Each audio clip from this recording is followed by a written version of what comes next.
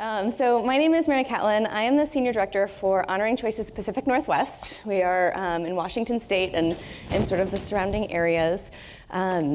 Just to give you a little bit of a sense of my background, I am, by sort of clinical training, a pediatric psychosocial care clinician. So I'm a child life specialist, for those of you who may have heard the term before.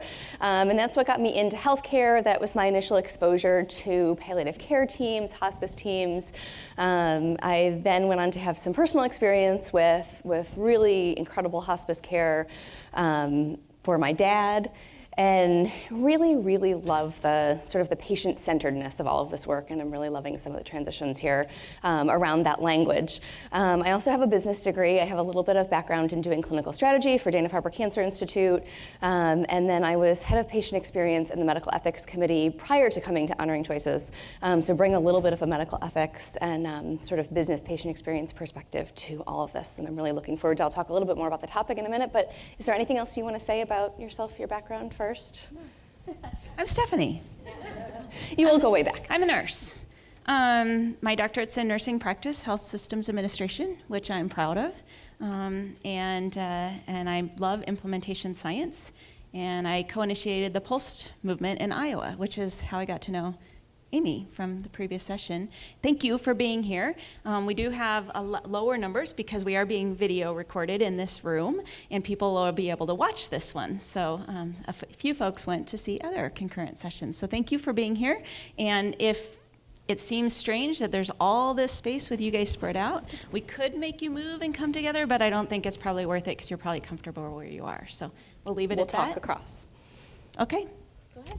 Awesome. So Stephanie had actually sort of raised the idea of this presentation, and I loved it when I heard it because it's a question I get all the time. And I think this morning's panel conversation was the perfect example of why this is so important.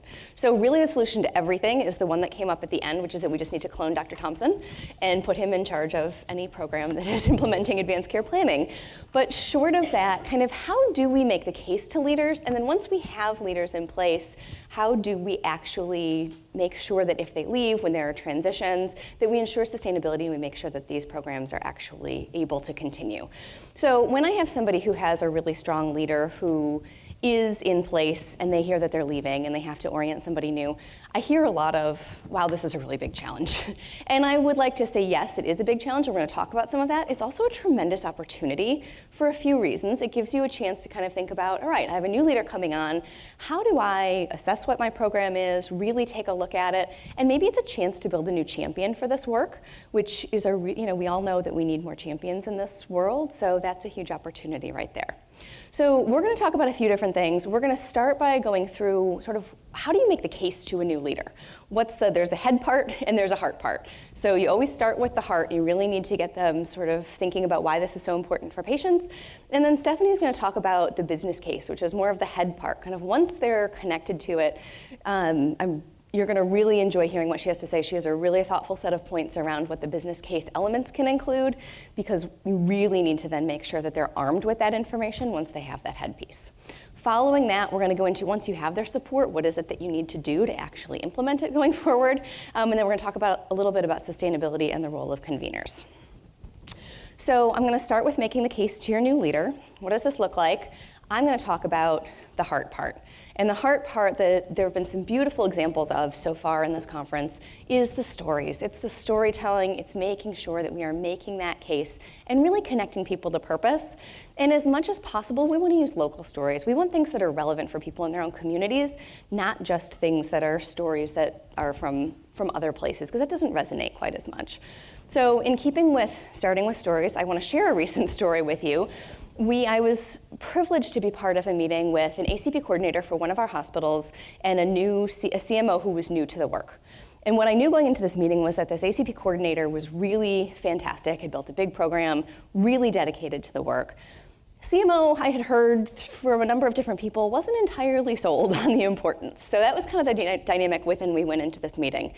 The ACP coordinator and I had talked ahead of time, and I really encouraged her to think of a story and really start the meeting with that. And she did an absolutely beautiful job. So to describe a little bit about her story, she said she had fairly recently had a conversation with a patient, a facilitated conversation. It was an elderly woman who came in by herself. she had walked through all of her wishes, and when they got to the part about identifying a decision maker, she said, well, that will be my husband. The facilitator said, that's great. Would you like to come back sometime with your husband so he can hear some of these pieces? It would be really important for him to know how to actually honor your wishes. She said, well, that's really challenging because he's been diagnosed with Alzheimer's and it's really hard for him to get out of the house and have some of these conversations. So they explored that a little bit. They talked about what is important in a decision maker, what is needed in order to really make sure your wishes are honored. And she was able to say to this woman, think about it. And you may want to take some time, but you might want to consider, she had a son, you may want to consider who that is and make sure that you really have peace of mind that if something happens, you have somebody who can truly speak on your behalf. So the woman went home, she came back and made another appointment like 2 days later. She had clearly thought about it, sort of taken it to heart quickly. She brought her son with her to that next appointment. And she said, I'm really challenged because I always thought my husband would be the person advocating for me. This has been huge for that not to be the case. But, based on the conversation, the empathy that you were able to show, I'm really glad to have my son here.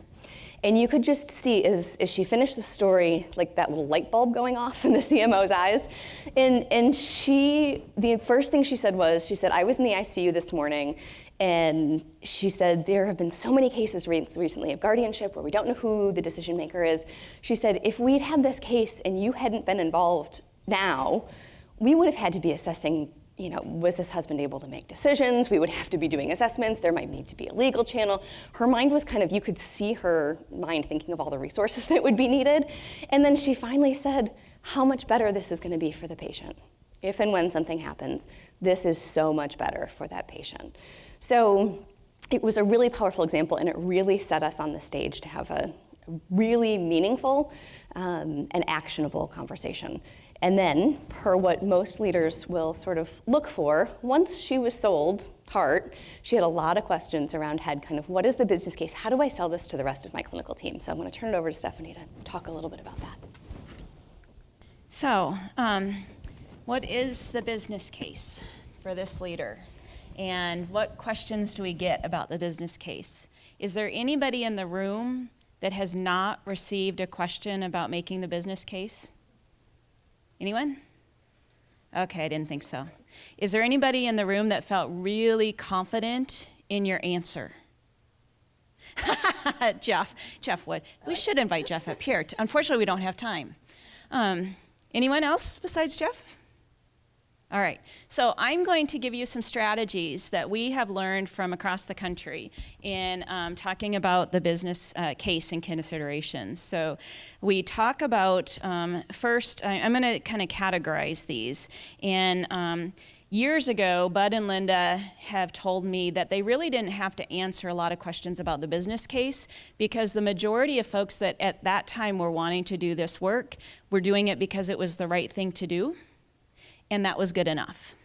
Now in today's world, that's not good enough. It's motivating, but it's not the only answer to making the business case. So the first category that I'm going to talk about is the business case around the uncertainty that is created when you don't know an individual's treatment preferences or decisions. That uncertainty, it can actually be tied to a business case.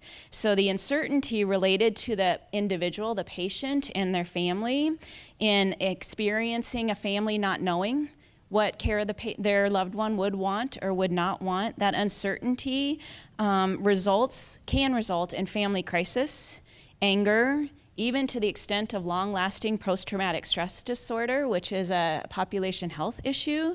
I told a story in one of the earlier sessions that I was in Rhode Island a couple weeks ago, and a physician that was a medical director of a health plan asked if he could tell his story.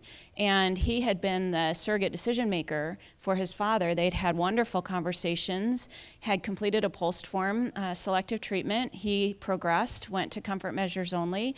As he was moving into hospice, the siblings came. They had not been a part of these conversations, and they called their brother a murderer. And 12 years later, they have not reconciled that relationship and the harm that does. Well, how that relates to the business case then is that we know from a study that was done by the California Healthcare Foundation, the final chapter, Californians' Attitudes and Experiences with Death and Dying, we know that patients actually say that one of their top priorities at end of life is making sure their family is not burdened by tough decisions about my care. 60% of individuals rated that as highly important to them. So that, coupled with what the population health impact is of treating those with post-traumatic stress, complicated grief, those kinds of things, there's a financial burden to our system around that work. Second, related to avoidable suffering is for care teams. The moral and ethical obligation to do what is right, but not knowing what right means because we don't know what the person wants and what they don't want. And how you relate that to the business case is that elevates dissatisfaction, burnout, and probable turnover and retention within your organization, and we know how costly that is. I had a medical assistant come up to me after one facilitator course I taught, and he said, I've been doing this work for about 27 years, and this is the first time I've been this happy, and I'm doing what I wanted to do when I went into this work. And he said, I am so thankful that I've stayed in this position because I've seriously thought about leaving, and this work now I will stay because I get to do this. The business case related to the organizations in preventing avoidable suffering. The organizations want to be good stewards of people's trust, provide person-centered care, and when you don't know what people want, you're often providing care that is unwanted in an ICU environment, and it goes beyond the DRG that's being reimbursed, so that extra time is financial loss for the organization. And then I'm going to circle back to the patient and the family. It's also creating a tremendous expense to the patient and family related to care that they are now going to have to pay for that was unwanted in the first place. So you can make that case about how, if you can avoid the suffering and avoid the uncertainty, you can translate that into the business decisions. Related to the bottom line and being honorable and good stewards of resources, I want to come back to the survey. I was really quite surprised in this survey. I expected most people to care most about being comfortable or not being in pain as their top priority at end of life, and that's not what was number one. Number one was that the patients answering this survey said making sure my family is not burdened financially by my care was the top priority, followed second by not being in pain. Really opened up my eyes. Use that as you're making a business case for the organization. And I would call that financial harm, right? That we're putting on to those that we're serving. Hospital utilization. I mentioned the ICU length, long length of stay, the ICU outliers related to decision making that could be prevented outside of the DRG reimbursement. The next category I'll talk about is reduction in waste. Jeff referred to waste in the system when we don't know what people want and don't want. But if we think about this from a national standpoint, providing unwanted care is a great starting point to make the case for reducing waste, right? And then I'll talk about, well, let's see what's probably, some of this has already been covered by Jeff this morning so eloquently. So I'll finish with a quote from Jeff in our conversations and planning for the plenary. So Jeff told me that he got questioned by a CEO of a large health organization about the financial concern about the bottom line.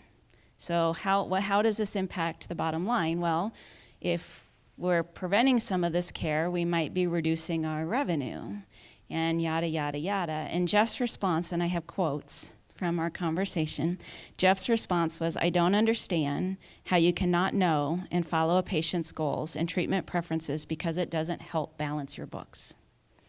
as an opening line to call attention, to help people to understand what they're actually conveying when they're asking that question about the financial burden and organization's operating margin in doing the right thing. So those are a few examples of how you can make and talk about the business considerations related to this work. And I would encourage you, because it is included in some of the stories in Jeff's book, to take a look at more and ask him the questions, because he's the expert in the room about this topic. I'll turn it back to Mary. So I'll second that, I think. I'm going to stand up just so I can see you all in the corner there. We see, you know a good leader when you see one, and you kind of immediately know how this is going to transform. But a lot of these topics, and I love those different prongs you talked about for the business case, because it starts to, different things are going to resonate with different people. And so to be able to have that kind of multi-pronged approach, you'll kind of get a sense for what doesn't resonate with them. But once you can pick up on the couple of things that do, that's your ticket. That's where you can really grab on and say, okay, maybe unnecessary care, reducing waste. If that sort of spurs a little light bulb for them, that's something you can take and run with. So being able to sort of be really responsive to and pick up on those cues is also what's going to help drive this forward. So now that you have your leader, you've told them the story, they're bought in, they've got an idea of how they can sell this, the most frequently skipped step then becomes, how do you actually capitalize on that support? So just having them say, yes, I'm supportive, doesn't actually then move the needle into changing the organizational culture. And what do you need to have happen next? So there's a few things, and it's important to be really, really specific about ways you can make this happen. I was at a meeting last week with a CEO, and she said, yeah, I really get this is important, but I don't have time to do it. I don't want to think about death. I haven't done my own yet. I think we should do it, though. And so we all kind of looked around the room, and we said, well, your number one challenge now is to, the specific ask to her is to go through a conversation herself, and to have members of her senior leadership team do it too. So that becomes a very concrete thing, and she kind of walked out of the room rolling her eyes and said, I'm going to tell my assistant not to call you back. But she's going to do it, and that was the one specific thing we could get from her. Now, stemming from that, people ask me all the time, we have a lot of people in our organization, a lot of programs participating in our organization, and what's the secret to success for the ones who are doing really well? And what we've seen most consistently is it's the leadership support. And not only is it the leadership support, it's the organizations that have made this part of their accountability standards, where they're actually tracking it, they're actually measuring it, and they're holding people accountable for some of these measures. And so that's another very specific ask, is put this in your accountability standards for next year. Bring this to your leadership teams. That's something very concrete that people can do. Another really common thing that we hear is, yeah, really important work, that's great, let's go do it, without the actual financial support to do it or resourcing. So then you have people who are really well-intentioned on the front lines who want to do this work, think it's really important, have been told they have the approval to do it, quote unquote, but they don't actually have any time carved out of their day. And that makes it really, really challenging, again, to ensure sustainability and make sure that they really can dedicate the resources and time and energy necessary to move it forward. So another specific ask is, what are the processes for getting those resources actually in place? Optimizing the technology. We've talked a lot about documents and conversations, and it's the both and that we're looking for, and you need the systems in place for both. You need to be able to document the conversations, and you need to be able to document the actual decisions and wishes. And we're looking a lot at different technology options in our region, and what we're finding is it's challenging. I am not a tech person, and what sounds pretty like it should be pretty easy to me is not necessarily easy in practice, and there's a lot of additional complexity, but trying to maximize that technology, and that's something that, again, you really need senior leadership to support. Even we're looking at wanting some reports from different organizations. It's hard, right? You get into the queue of what these reports are, and it's not necessarily easy to have that rise to the top, but with a senior leader really elevating the importance, that helps right there. You got to spread the message. This is a culture change. This has to come from everywhere. And in an organization where you're starting this from scratch, you really want the leader right out front, kind of leading the charge. But if we're talking about leadership transitions, where there's already a program in place, there's already good work happening, so that puts the leader, at least temporarily, kind of in the middle of the pack, and you need to ask them to really help lead that culture change. So maybe after they go through a conversation, maybe there's a little campaign where they're writing a newsletter about it, or they're wearing a pin around with other people. They're really kind of beginning to talk about this. And if your new leader is going to be successful in helping to spearhead this, you have to help them and really encourage them to get to the front of the pack pretty quickly, because that's where they need to be in order to continue to move the change. But they're not going to start there if they're new and the program is already in existence, which is wonderful. So then the next piece is really continuing to engage leaders. How do we make sure this is continuing to rise to the top of their agenda and their to-do list? There are a lot of competing priorities in healthcare right now. We're talking about quality and safety. We're talking about a huge number of things on a CEO's plate. How do we make sure that this stays important? So what we're seeing is our initiative, and you'll hear a lot more about it in a little bit from Jessica, but we're a joint initiative between the Medical and the Hospital Association. And what's so powerful about that is that we have a real statewide opportunity to set an expectation and to have consensus conversations, so we can really say this is important and we are going to share data across the board. We are going to bring information to you. We have actually just rolled out a shortened data request because we really want to make sure that now that we've gone through all the meat of implementation, that we are getting, which is the key, from all of our participating hospitals the information in a way that's not burdensome to them, and then being able to share it. So we're working on a set of dashboards, and we're going to have really regular occurrence around sharing this data and elevating it. Because often, I mean, I meet with CEOs occasionally who say, yeah, it's great, I said it was great, we're doing it at our hospital. But to really see the numbers around how it's happening, both the conversations and the directives, and seeing some of the impact, that's part of what helps to really, really move the needle. So the next piece that I'm going to turn back over to Stephanie is sustainability. Once you have all of that in place, how do we make sure that the systems are really there and it's not just dependent on any one of these individuals? What does that sustainability piece look like? Yeah, so the sustainability piece is just critically important for new leaders to be thinking about, no matter where you're at in the process of building your sustainability plan. And I'll start with that. That's a key critical strategy, is to create a sustainability plan. We would recommend a 5-year plan. Healthcare changes so quickly that going out beyond that probably would change anyway. So if it was developed, helping your leader understand where you're at in the sustainability program. If it hadn't been developed, it's a wonderful opportunity for a new leader to own that and lead that sustainability planning work. And you would really want to include those leaders around the table that are impacted by this work. So those that are leading reduction and readmissions work, transitions in care, population health. Don't just think siloed in your advanced care planning world, but include leaders across the enterprise that can be positively impacted by your work. Another opportunity for sustainability is hardwiring. Don't underestimate the importance of hiring. I'll never forget Bud telling me that he worked and worked and worked at Gunderson to get physicians to dictate on discharge notes about advanced care planning. And they wanted to do it, they agreed they should do it, but didn't do it. It wasn't until he embedded in the dictation template that every doctor followed at every nurse's station when they used to call and dictate, and he embedded that, he hardwired advanced care planning into that list, and then it happened all the time. So that's just an example of hardwiring that will lead to sustainability of the work. Embedding in patient safety rounds, we embedded this work in our ICU patient safety rounds to identify a need for planning and create a plan for that to occur at discharge then. It worked really well for us. Let's see, senior VP management board agendas. Build in an agenda item around patient safety.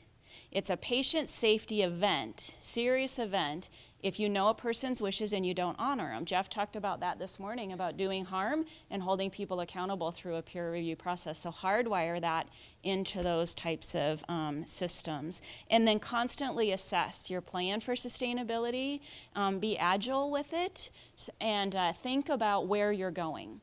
So we advocate small tests of change to start and then disseminate broadly. Well, where are you going to disseminate? Your sustainability plan should be really intentional about where you're going and where you hope to achieve success, and then let those leaders of those areas know way ahead of time so they know it's coming. They can learn about it, they can be engaged in it, and be ready when you're bringing it to them so you're all on the same page. So those are just a couple strategy ideas for sustainability, Mary.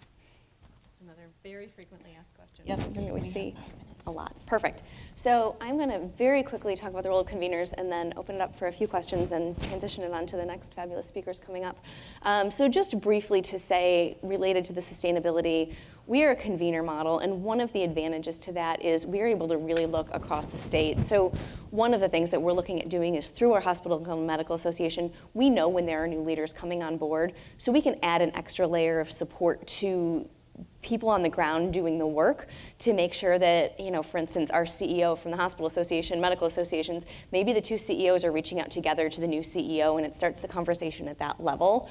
So there's a really important role to be played there, and we're seeing a lot of positive response from that kind of interaction. It sets up the expectation really clearly from the beginning that there's positive response. So anything else you want to add, or should we open up for questions now? Yeah, let's. I do want to add, we were going to only do it if there's time, but I think it's something for you to think about. As you are transitioning leaders, and we are seeing attrition and leadership happening all over the country. In the last year and a half, we've never seen anything like it, like what we're experiencing now. Don't just think about and plan for attrition of your immediate leader. That's not enough.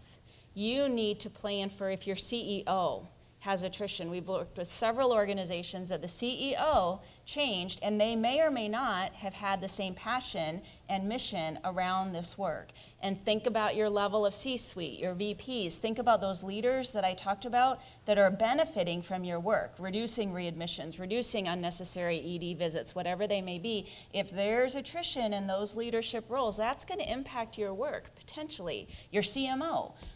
Getting your physician buy-in. And so we're not going to go through strategies, but I just want to highlight that it's important for you to be thinking about attrition in these other leadership positions.